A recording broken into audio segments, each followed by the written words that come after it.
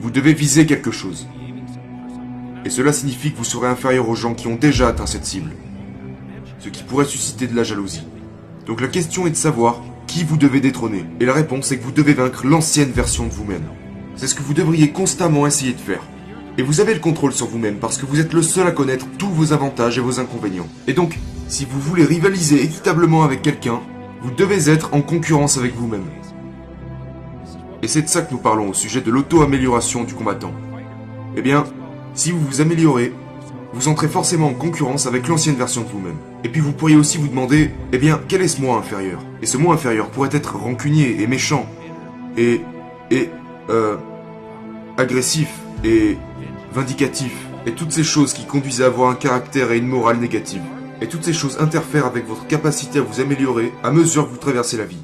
Donc, il est primordial de comprendre cela. C'est pourquoi, vous savez, j'accentue cette idée de responsabilité personnelle. La responsabilité personnelle consiste à rivaliser avec vous-même et de devenir meilleur aujourd'hui que vous ne l'étiez hier. De vous améliorer en gardant le contrôle.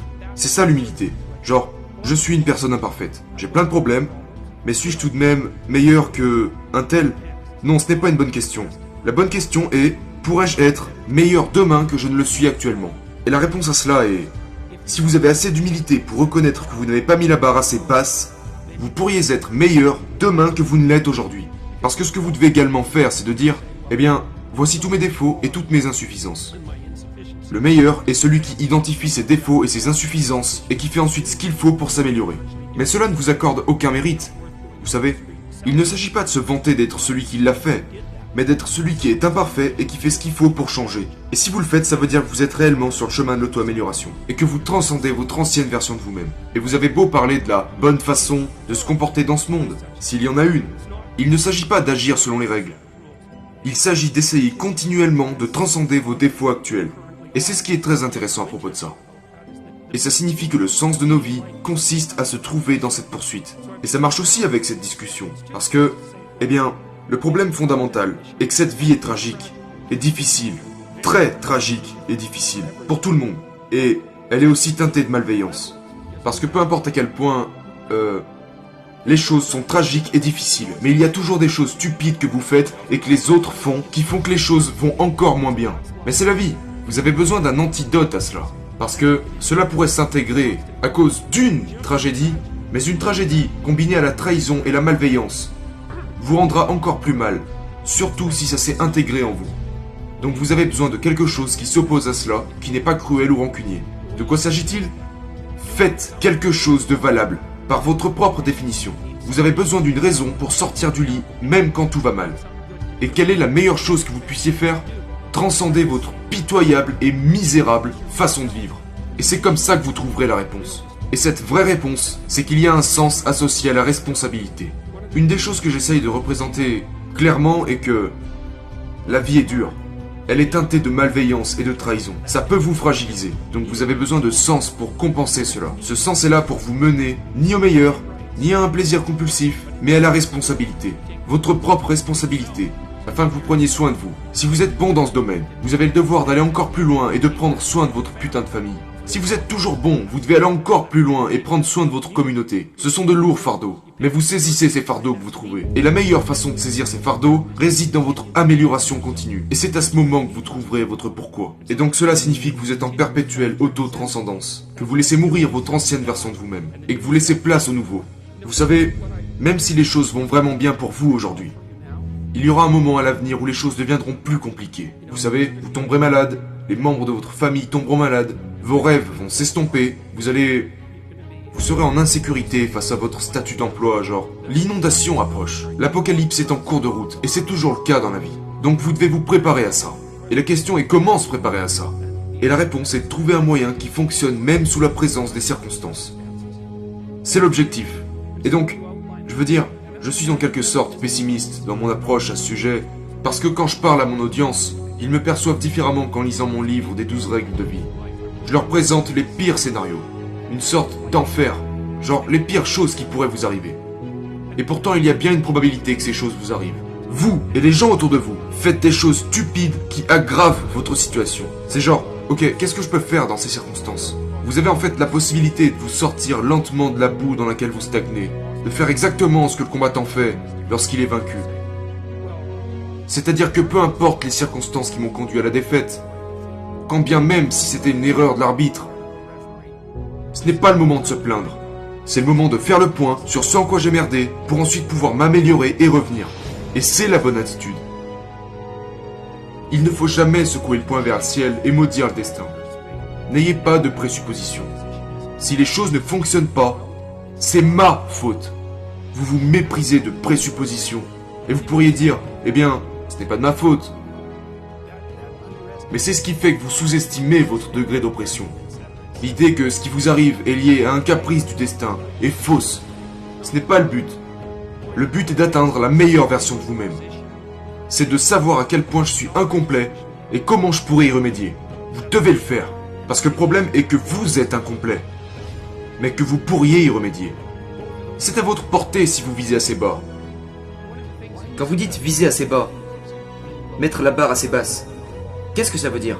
Eh bien, disons que vous avez un enfant, et vous voulez que votre enfant s'améliore. Vous n'allez pas lui mettre la barre trop haute, sinon il lui sera impossible de l'atteindre. Non, vous devez observer l'enfant et vous dire, ok, cet enfant a cette certaine gamme de compétences. Voici un défi approprié que nous pouvons lui lancer, pour qu'il ou elle surpasse son niveau de compétence actuel. Mais vous devez lui donner une probabilité de réussite raisonnable. Quelqu'un pourrait dire, eh bien, je ne sais pas comment améliorer ma vie. Et je lui dirais qu'il ne vise pas assez bas. Il y a, là, maintenant, quelque chose que tu peux faire mais que tu considères trop banal, que tu peux faire, que tu devrais faire, qui entraînerait une réelle amélioration. Mais ce n'est pas assez important pour toi. Tu refuses de t'abaisser et de profiter de l'opportunité. Une étape incrémentielle.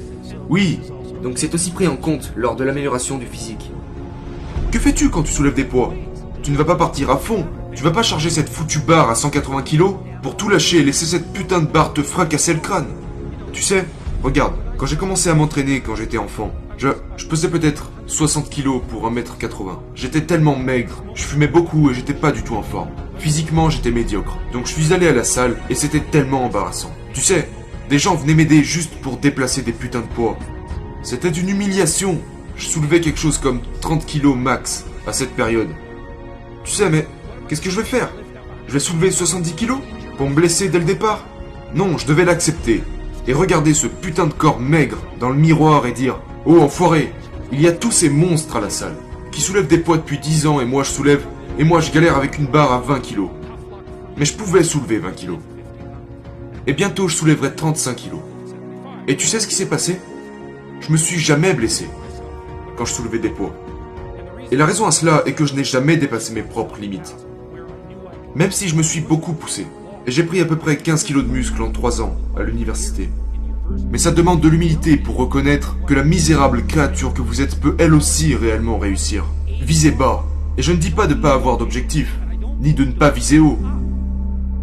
Mais vous devez accepter le fait que vous pouvez vous fixer un objectif que vous pouvez atteindre. Et au début, vous n'aurez pas beaucoup de gloire pour ça. Parce que si vous n'êtes pas en très bonne forme, l'objectif que vous pourriez atteindre demain ne sera pas glorieux. Mais c'est infiniment mieux que ne rien faire.